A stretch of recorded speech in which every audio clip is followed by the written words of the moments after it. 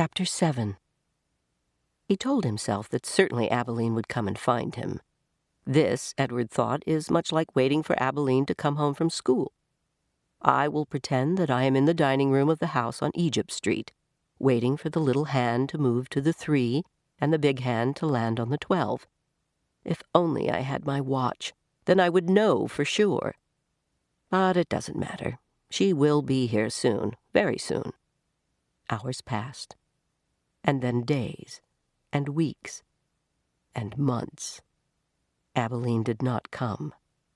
Edward, for lack of anything better to do, began to think. He thought about the stars. He remembered what they looked like from his bedroom window. What made them shine so brightly, he wondered, and were they still shining somewhere even though he could not see them? Never in my life, he thought, have I been farther away from the stars than I am now. He considered, too, the fate of the beautiful princess who had become a warthog. Why had she become a warthog? Because the ugly witch turned her into one, that was why. And then the rabbit thought about Pellegrina. He felt, in some way that he could not explain to himself, that she was responsible for what had happened to him. It was almost as if it was she, and not the boys, who had thrown Edward overboard. She was like the witch in the story. No, she was the witch in the story. True, she did not turn him into a warthog, but just the same she was punishing him, although for what he could not say. On the 297th day of Edward's ordeal, a storm came. The storm was so powerful that it lifted Edward off the ocean floor and led him in a crazy, wild, and spinning dance. The water pummeled him and lifted him up and shoved him back down. Help, thought Edward. The storm, in its ferocity, actually flung him all the way out of the sea, and the rabbit glimpsed for a moment the light of an angry and bruised sky. The wind rushed through his ears. It sounded to him like Pellegrina laughing. But before he had time to appreciate being above water, he was tossed back down into the depths. Up and down, back and forth he went, until the storm wore itself out, and Edward saw that he was beginning, again, his slow descent to the ocean floor. "Oh, help me," he thought. "I can't go back there. Help me." But still down he went, down, down, down. And then suddenly, the great wide net of a fisherman reached out and grabbed the rabbit.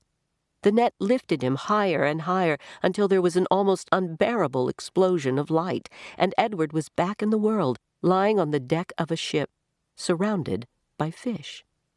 "Hey, what's this?" said a voice. "Ain't no fish," said another voice.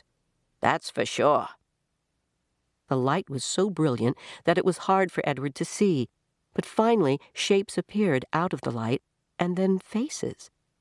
And Edward realized that he was looking up at 2 men, one young and one old. "Looks like some toy," said the grizzled old man. He bent and picked Edward up and held him by his front paws, considering him. "A rabbit, I reckon.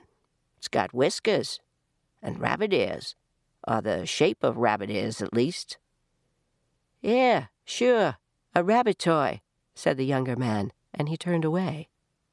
"I'll take it home to Nellie. Let her fix it up and set it to rights.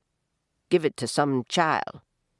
The old man placed Edward carefully on a crate, positioning him so that he was sitting up and could look out at the sea.